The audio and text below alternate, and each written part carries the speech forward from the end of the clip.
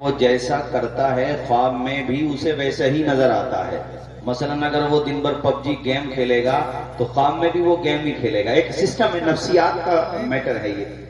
جو بچہ دن بھر کرکٹ کھیلے گا تو خواب میں بھی وہ کرکٹ ہی کھیلے گا. ایک نفسیاتی چیز ہے یہ جو بچے مدرسے میں قرآن شریف پڑھتے ہیں، آپ یقین مانو میں بھی طالب علم رہا ہوں اور آج بھی طالب علم ہی ہوں. سو بھی جاتے ہیں نا تو خواب میں انہیں سوائے قرآن کے کچھ نظر نہیں آتا ہے. یہ کتنے بچے، آپ جاؤ مدرسے میں، مدارس میں جا کر کے کبھی معائنہ کرو، سوتے میں قرآن شریف ان کی زبان سے جاری ہو جاتا ہے. ان کے مقام کو ذرا پہچانیے. ہماری مسلم بستیوں میں جا کے دیکھو، 10% لوگ فجر کی اذان سن کے اٹھتے ہیں تاکہ وہ نماز پڑھنے جا سکے. 10%، وہ بھی بمشکل. کچھ محلوں کی یا کچھ جگہوں کی بات چھوڑ دیجئے، عموماً جو فیصد ہے وہ 10 سے 15% ہے. لیکن یہ طلبہ آذان فجر بعد میں ہوتی ہے، ان کا استاذ انہیں آذان فجر سے پہلے جگا دیتا ہے.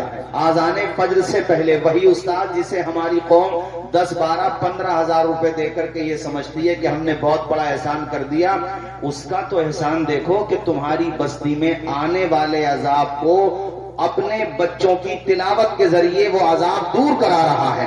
وہ جو قحط کا عذاب، پریشانیاں، مسائل، میرے ساتھیوں تلاوت کلام پاک کی برکت یہ ہوتی ہے وہ یار وہ قرآن پڑھ رہا ہے. جہاں قرآن پڑھا جاتا ہے وہاں رحمت رب کا نزول ہوتا ہے. اس پر احادیث صحیحہ وارد ہیں. مشکات میں ایک بڑی طویل حدیث ہے. ایک صحابی حضرت اسید ابن حضیر، وہ رات میں تلاوت کلام مجید کر رہے تھے اور وہ صبح کو حضور کی بارگاہ میں جب آئے تو انہوں نے یہ بات بتائی. کہا حضور میں قرآن شریف پڑھ رہا تھا، میں جب قرآن پڑھتا تھا تو میرے گھر کے صحن میں جو گھوڑا بندھا ہوا تھا وہ بدکنے لگتا تھا.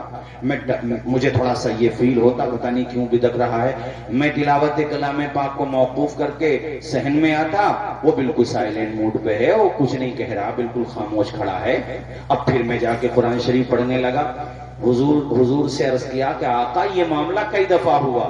حضور نے فرمایا تجھے پتا ہے وہ کیوں بدک رہا تھا؟ ذرا اونچا بولو. کہا حضور میں نے اتنا دیکھا، وہ جب میں تیسری دفعہ آیا باہر تو اچانک میری نگاہ آسمان کی طرف ایسے گئی تو آسمان کی طرف کو ایک نورانی قندیل تھی جو بڑھتی ہوئی جا رہی تھی اور وہ ایسا لگ رہا تھا جیسے میرے گھر میں آئی ہو. حضور نے فرمایا تو جانتا ہے وہ کیا تھا؟ اے اسید، جب تو قرآن پڑھتا تھا رب کے فرشتے تیرے مکان میں آ جاتے تھے اور ان کو دیکھ کر، یا یہ کہہ لو کہ وہ روحانی منظر کو دیکھ کے تیرا گھوڑا بدک جاتا تھا. بس یہ بات ہے. میں تمہیں بتانا یہ چاہتا ہوں جہاں اللہ کے کلام کی تلاوت ہو وہاں کتنی رحمتیں نازل ہوتی ہوں گی. ابھی میرا جہاں جلسے میں تھا، اب یقین مانے ایک 11 سال کا بچہ حافظ قرآن. کتنے سال کا بچہ بولیے؟ 11 سال کا بچہ. یہاں پر موجود تمام حضرات میں بہت سارے 80 سال کے ہوں گے، 70 سال کے، 60 سال کے. اگر میں ان سے نماز سنوں صحیح تلفظ کے ساتھ، دعائے قنوت، آیت الکرسی، تو شاید ایسے لوگ بھی نکل آئیں گے جو نہیں سنا سکیں گے. 70 سال کے ہو گئے، صحیح تلفظ سے نماز یاد نہ ہو سکی. ان نو نہالان امت کو تو دیکھو، 11 سال میں، 12 سال میں، 13 سال میں الحمد سے لے کر والناس تک قرآن پاک اپنے سینے میں محفوظ کر لیا ہے. ایک ہمارے غیر مسلم دوست ہیں، ملنے والے ہیں، بڑے اچھے ہمارے معاملات ہیں دنیاوی اعتبار سے. تو مجھ سے ایک دن وہ خود کہہ رہے تھے کہ یار یہ تمہارے وہاں بہت ایک زبردست چیز ہے کہ ذرا ذرا سے بچے اتنی بڑی کتاب کے حافظ ہو جاتے ہیں، پوری کتاب کے حافظ ہو جاتے ہیں. میں نے ان کو بتایا بھائی ہمارے وہاں اتنا مضبوط حافظہ ہوتا ہے کہ رمضان میں جب یہ قرآن شریف سنانے جاتے ہیں تو ان کو رکعت کا بھی خیال رکھنا ہے کہ کون سی رکعت ہے، رکوع کا بھی خیال رکھنا ہے، کتنے سجدے ہو گئے یہ بھی خیال رکھنا ہے، ترویحہ کتنے ہو گئے یہ بھی خیال رکھنا ہے، کہاں پہ چھوڑا تھا یہ بھی خیال رکھنا ہے، کہاں سے پڑھنا ہے یہ بھی خیال رکھنا ہے. تو بولا حضرت یہ بات سمجھ میں نہیں آتی. میں نے کہا سمجھ میں تو ہمارے بھی نہیں آتی. اور میں نے کہا جو سمجھ میں نہیں آئے وہی تو حضور کا معجزہ ہوتا ہے. یہ سمجھ میں آ ہی نہیں سکتا. ارے آپ الحمد سے لے کر والناس کو، اور وہ بھی عربی زبان میں، یعنی آپ اردو میں نہیں عربی میں. وہ بچہ عربی نہیں جانتا، مگر خدا کی شان دیکھو، وہ تو قرآن میں اللہ نے کہا ہے نا کہ یہ قرآن اگر پہاڑوں پہ نازل ہوتا تو پہاڑ اس کی ہیبت سے ریزہ ریزہ ہو جاتے. یہ تو میرے نبی کا کلیجہ اور سینہ ہے. اللہ اکبر. مگر حضور بھی جب کسی سواری پہ ہوتے تھے نا تو وہ سب جب آپ پہ وحی نازل ہونے لگتی تھی تو وہ سواری وحی کے بوجھ سے بیٹھنے لگتی تھی. اللہ کے پیغمبر کے پسینے، وہ مبارک پسینہ ہے، وہ گویا کہ وہ قطرے میں، مطلب آپ کو کیا بتاؤں، وہ جو ہیرے موتی ہوتے نا، ارے ہیرے موتی کو تشبیہ دینا چاہیے حضور کے پسینے سے.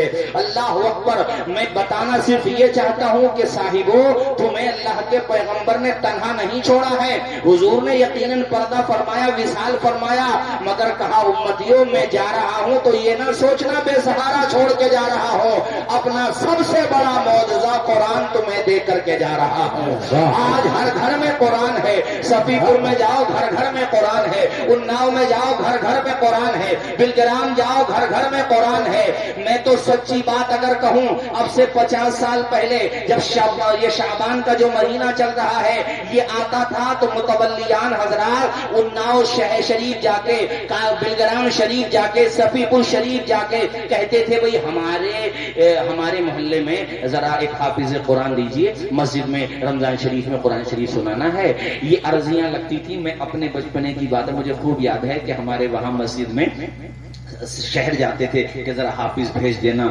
یہ میری عمر تو 35-36 ہے، میں 20 سال پرانی بات بتا رہا ہوں. یہاں تو اساتذہ ہمارے بڑے اکابر بڑے موجود ہیں، ہمارے اکابر موجود ہیں. 50 سال پہلے جاؤ تو اور زیادہ. آج دیکھو اللہ کی شان. یہ جو کہتے ہیں 26 آیتیں نکال دو، ان بے وقوفوں کو بتاؤ کہ ہمارے وہاں حفاظ اتنی تیزی سے بڑھ رہے ہیں کہ اب مسجدیں کم پڑ گئی، حافظ زیادہ ہو گئے. اب تو کارخانے بھی کم پڑ گئے، کارخانوں بھی. بلکہ ایک مسجد میں اگر 3 منزلہ مسجد ہے تو نیچے الگ تراویح ہو رہی ہے. اس بمبئی میں چلے جاؤ، آپ حیدرآباد میں چلے جاؤ، بڑے بڑے میٹرو سٹیز میں. او یار قرآن مٹنے کے لیے نہیں آیا ہے، قرآن تو ظلم کو مٹانے کے لیے آیا ہے. قرآن ختم ہونے کے لیے نہیں. وہ باقی کتابیں تھیں یقیناً وہ اللہ کی طرف سے جو نازل ہوئی، ہمارا اس پر ایمان ہے، مگر رد و بدل ہو گیا اس میں. یہ صرف واحد قرآن ہے جو کسی بھی طرح کے رد و بدل سے پاکیزہ ہے. پوری دنیا بھی یکجا ہو جائے، قرآن کی 26 آیتیں تو دور کی بات ہے، اس کا ایک لفظ بھی نہیں بدلا جا سکتا. اسٹیج سے یہ اعلان کیا جاتا ہے کہ ہے قول محمد قول خدا، فرمان نہ بدلا جائے گا. بولو بدلے گا زمانہ لاکھ مگر قرآن نہ بدلا. حق کا پیغام مٹ نہیں سکتا، دین کا نام مٹ نہیں سکتا. حق کا پیغام مٹ نہیں سکتا، دین کا نام مٹ نہیں سکتا. ساری دنیا ہو ایک طرف پھر بھی، ساری دنیا ہو ایک طرف پھر بھی میرا قرآن مٹ نہیں سکتا.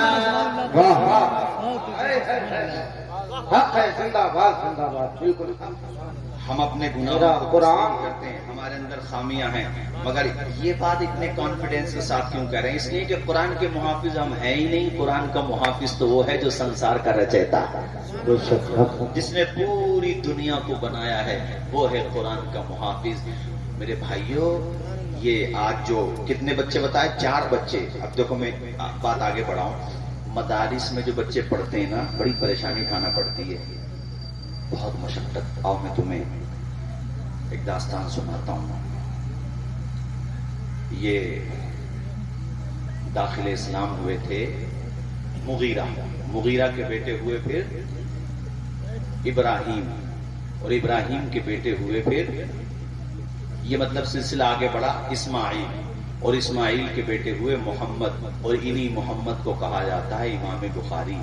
اور یہ شیخ اسماعیل جو تھے امام بخاری کے والد ماجد، امام مالک کے شاگردوں میں ہیں، اور اتنے پاکیزہ تھے.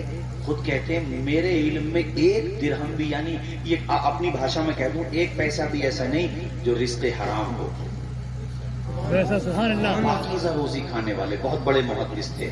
اور اللہ نے کیسا انعام دیا، ان کے گھر میں کیسا بیٹا پیدا فرمایا. اچھا وہ چھوٹے تھے بیٹے، ان کے محمد نام تھا، تو ان کا انتقال ہو گیا. اب ان کی جو زوجہ تھی وہ بھی بڑی نیک سیرت تھی، حضرت امام بخاری کی ماں. ذمہ داری ان کے سر پہ آ گئی، یعنی بچے کی پرورش کی ذمہ داری بھی انہی کے سر پہ آ گئی۔ ہماری مائیں بہنیں بیٹیاں بیٹھی ہیں، اور آپ حضرات سے بھی کہوں گا کہ اس طرح کی باتیں ذہن نشی رکھا کرو، بتایا کرو اپنی بیٹیوں کو، بہنوں کو اور اپنے گھر کی خواتین کو، تاکہ ان کے اندر دین کا جذبہ پیدا ہو۔ یہ جو بچے کامیاب ہوتے ہیں اس میں ماں باپ کی دعاؤں کا بہت بڑا ہاتھ ہوتا ہے۔ انسان خود سے کامیاب نہیں ہوتا، ماں باپ کی دعاؤں کا بہت بڑا رول ہوتا ہے۔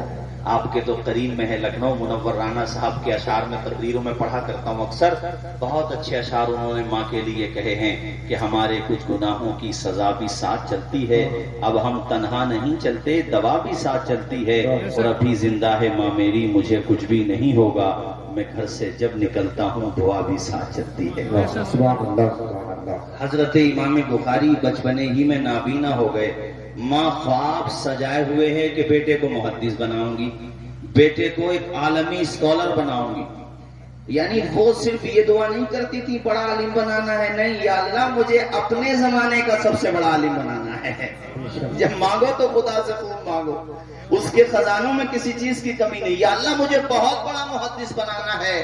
اب بچپنے ہی میں بیٹا ہو گیا نابینا، اب ذرا سوچو، اللہ اللہ اپنے بیٹے کو نابینا دیکھتی ماں رو دیتی، مصلی بچھا کر کے خدا کی بارگاہ میں دعائیں کیا کرتی تھی۔ وہ پہلے زمانے کی مائیں ہوتی تھی میرے ساتھیوں۔